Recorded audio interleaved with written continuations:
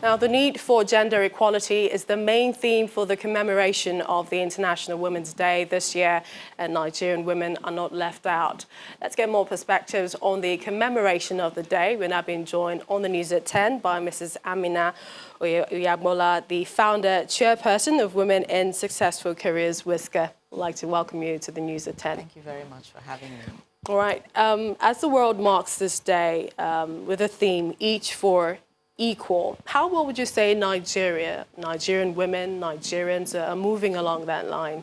Well, what I would say really is that I think that there's a lot more awareness on the gender issues. There's a lot more sensitivity around the gender issues. I also think women themselves are a lot more conscious of their rights and so on. But I think definitely we're far from, we do not have an equal world. I think there's still a long way to go.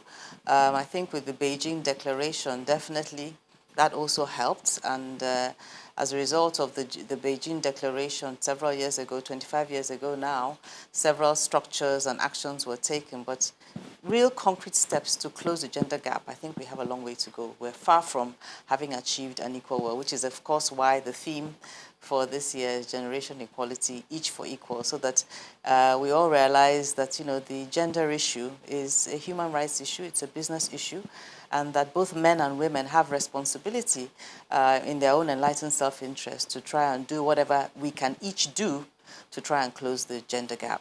So perhaps the first International Women's Day occurred in 1911. We hear that about 1 million people came out, and then ever since then we've had messages. And this week also, so many messages, programs, drawing attention to this. But what concrete steps do you think we're really taking? Well, I think a lot of things can be done and need to be done. I mean, the Gender Gap Index has shown that, in terms of female representation on the political front, we've actually slipped. Only about 6%, female representation in our own National Assembly, which is very, very dismal. So concrete steps need to be taken in that regard. In terms of passing the necessary laws that will give you confidence that some of these things will be attended to, something as simple as a gender equality bill has not yet been passed. So I think, the time has come for concrete action to be taken. What kind of concrete action? I really believe that we need to begin to set targets, both in the public sector and in the private sector.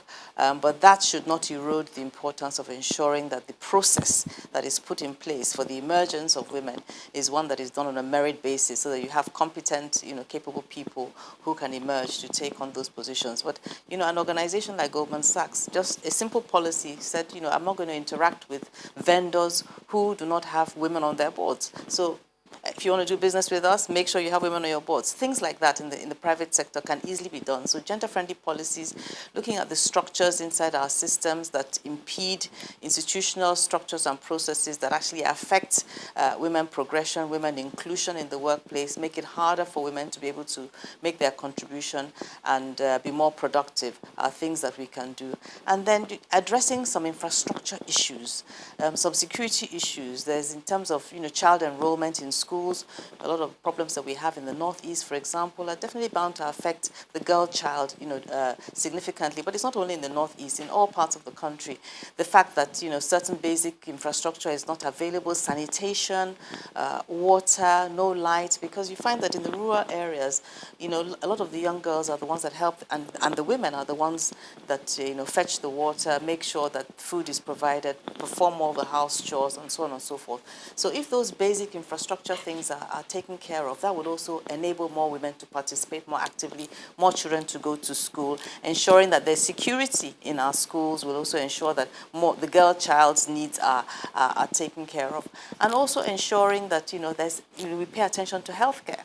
So, infant mortality, primary healthcare, the people most impacted by these things are women and girls. The government has a major role to play. Absolutely. But when you look on the other hand, you're someone who's risen to the top in the corporate world. How much can successful women do to mentor women that are coming up, younger women? Thank you for that question, because this is something that's very dear to my heart, and which is basically at the heart of why Whisker was birthed.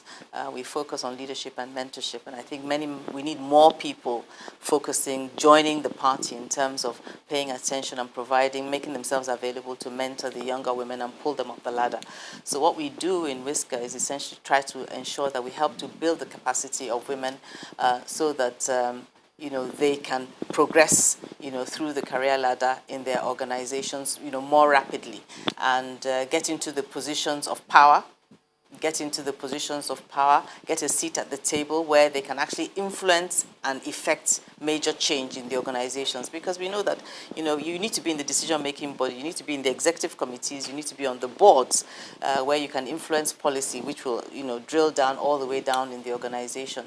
And it's only when, you have the female voice in the room that the female perspective will be taken into consideration. So pending when that time comes, when you have, proper or equal female representation at the top, I would say a few simple things that we can do very easily. First, CEOs of organizations should make, the gender issue a priority, because anything a CEO of an organization, a corporate organization, makes a priority, everybody else will pay attention to it. Second of all, I think, the United Nations has done very well to come up with what they call the Women Empowerment Principles. As an organization, Whisker is trying to advocate that these principles, these UN principles, Women Empowerment Principles, just 7 principles, are embraced by corporate institutions. And there's also the He for She campaign. If all organizations sign on to the He for She campaign, because we cannot achieve gender equality without the support of men. This is not a conversation about women. Women's rights is a human rights issue. So if you care about human rights, whether you're male or female, you understand that the gender issue is something that you should be concerned. It's also not a conversation about feminism. No, it's not. It's something you should be concerned about. So, the He for She campaign, again, if you go onto the UN website, there's protocols and very simple things that you can do. Have a he and she event, deploy a gender training so you understand the issues around unconscious bias and so on in the workplace, putting in place structures inside your organization that will enable women to participate more effectively, flexi work and so on and so forth. And if you can afford it, creches, pause rooms, so that when women are going through bringing up young children, a room where they can